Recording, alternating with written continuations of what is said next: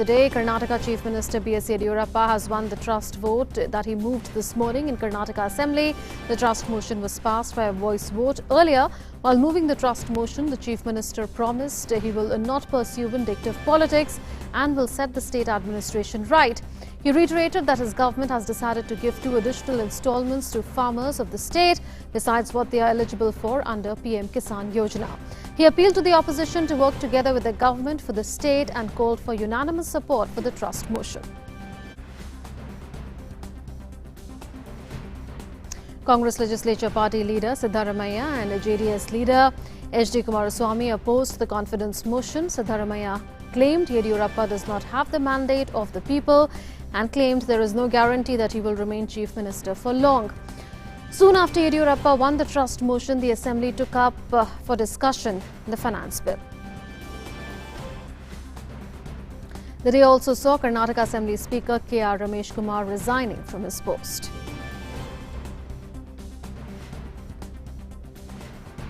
And for more on this developing story, we are joined by correspondent Aisha Khanam from Bengaluru. Good afternoon, Aisha. B.S. Yediyurappa has won the trust motion. The finance bill was taken up immediately after that, and we saw that the Speaker, K.R. Ramesh Kumar, resigned from his post. By resignation, has the Speaker averted any no-confidence motion against him because he's resigned a day after taking a call on disqualification? Also, does his resignation now set into motion the process of election of the next Speaker? Well, Munmun, it was a very smooth day today in the Assembly after several days of chaos that we saw here. And today when Yediyurappa's confidence motion was moved, it was a smooth sailing for Yediyurappa as well. And he passed the trust vote with 105 MLAs on his side. And today's strength of the House was 206, including the Speaker. And it was very clear that the opposite side had only 99. So therefore, there was no division of vote. It was just by voice vote that Speaker approved the confidence motion, and Yediyurappa won this motion despite a short discussion on this when Siddharamaiah opposed and H D Kumaraswamy also opposed the confidence motion, which is just a formality that they had to speak on the floor of the House. But Yediyurappa had a very smooth sailing today. And then the focus shifted to the finance bill, and this was also very smooth because it was very clear that the time is running out. Finance bill has to be cleared by July 31st, else the financial state and the economic state of the condition of the state would be in jeopardy. So therefore, the finance bill was also cleared, and Yediyurappa took a vote on account for 3 months for the economic state of the state. So that means Yediyurappa will present another budget in after 3 months.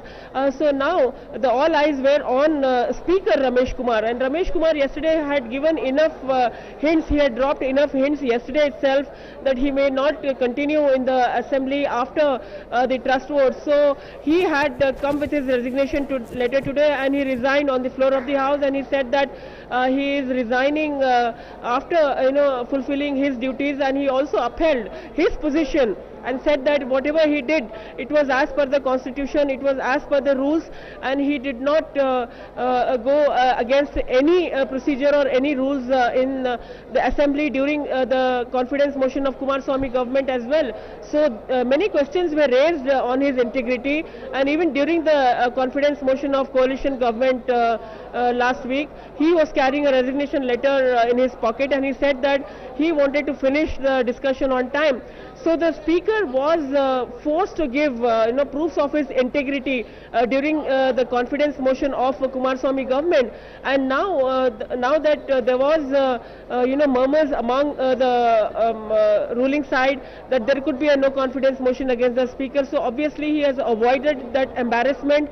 He has he smoothly conducted the House for the floor test, and then when after Yediyurappa won the confidence motion, he had not much left to do. So therefore he resigned, and now the new Speaker will be elected by the ruling party, and then the Speaker will take vote in the next session of the Assembly. That will be perhaps in October or November, when the Assembly will be held in Belgaum. And today the BJP says that there are several senior leaders who fit in the role of the speaker, and KG Bopaya's name is running as a forefront for this election of the speaker. So KG Bopaya was earlier the speaker of Karnataka Assembly when B.S. Yediyurappa was the chief minister earlier. So it is very likely that Bopaya will be given this responsibility, although there are several other names also like Suresh Kumar and Kageri. But it's very likely that Bopaya will take this responsibility, and the BJP will set the administration rolling now. So the next challenge before Yediyurappa is to form the cabinet and the expansion of the ministry, so which is a big task before him. He will be leaving for New Delhi tomorrow. He will meet the central leadership and he will take approval from them as well in expansion of the cabinet. And we are hearing that over 7 ministers could take oath towards this weekend, and Yediyurappa will set the ball rolling for the new government, as he has promised that he will give a stable government in Karnataka and he will give a clean administration in the state. Right, you are saying that B.S. Yediyurappa did say that he will give a stable government. That reminds me of what Congress Legislature Party leader Siddharamaiah said during the debate on the trust motion today, that there is no guarantee that B.S. Yediyurappa will be chief minister for long. Is B.S. Yediyurappa treading on thin ice, or do you think that going forward this government will have the requisite numbers?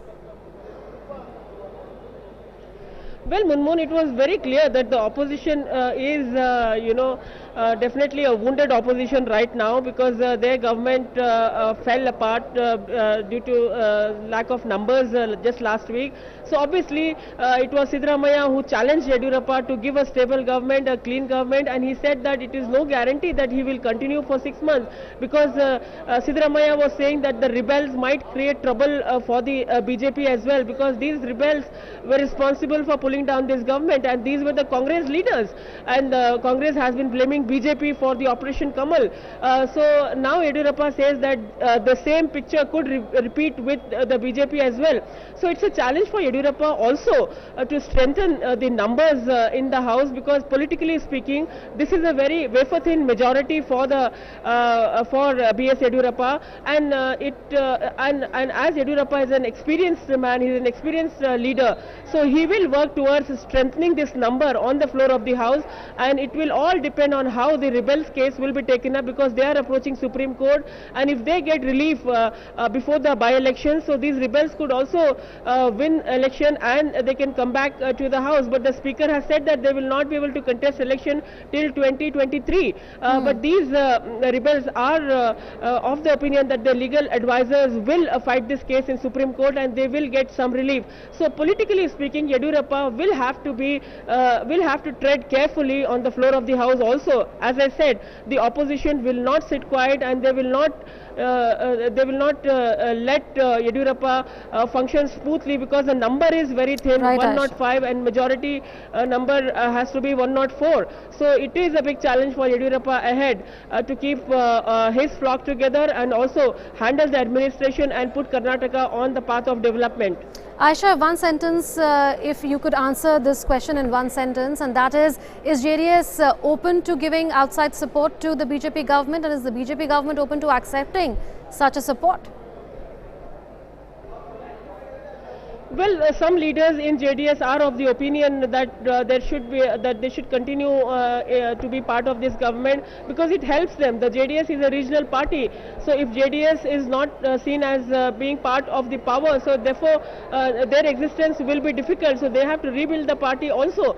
So some of the legislatures have expressed the opinion. There is still mixed opinion coming from Kumaraswamy, Devegowda, and his brother Revanna. And Revanna wants to be part of the government and also support the government giving outside support. So it is still not very clear. But looking at JDS history, the JDS has managed well with the power sharing, and also for B.S. Yediyurappa also knows how JDS had played 2020 game with them earlier, and Kumaraswamy refused to share power with Yediyurappa after he finished the 20-month power tenure. So B.S. Yediyurappa will also be careful. He will examine this proposal carefully. He will not make the mistake which he did earlier.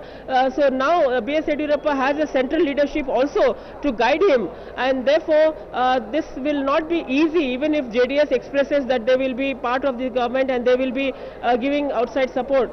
But right now the focus will be on the by-elections, and if these rebel MLAs come back, it will be very interesting to see on which side they will sit. But very likely, since many rebel MLAs had openly said that they are keen to join BJP because they want to be part of the administration that the BJP is known for giving the people. And also the BJP yesterday openly stated that their disqualification was not as per the rules, not as per the norms. So the BJP has also hinted that they will help them legally in case they are interested in taking BJP's help. Right, Aisha. Thank you for those updates from Bengaluru. Meanwhile, the three disqualified Karnataka MLAs today moved to the Supreme Court.